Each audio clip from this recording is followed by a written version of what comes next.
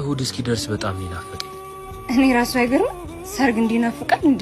አስቢ እስቲ እኛ እጅ ለእጅ ተያይዘን እኛን ሊያየን የመጣው ህዝብ ሁሉም ምግቡን አንስቶ እየበላ እኛም እጃችንን አንስተን ሙሽራዬ እያለን ግማሹ መጥቶ ከኛ ጋር ፎቶ ሲነሳ አሸኙትም ወይ ሲባል የእናቴን ምኞት ፊቷ ላይ ያየው ብቻ በጣም ይጓጓት። አንዴ ሽንት ቤት ደርሼ ልምጣ።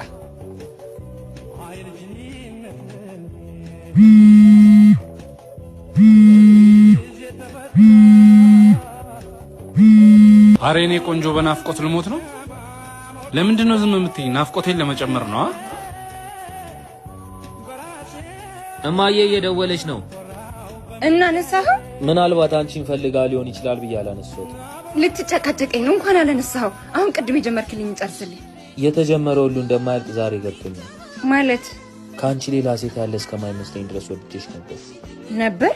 ካም በኋላ ፈጣሪ ምን ብዬ እንደምጠይቀው ታውቂያለሽ?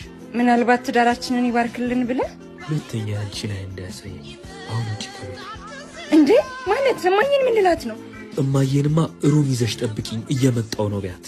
አንቺ ቆሻሻ ባለጌ ውጪ ከዚህ ውጪ።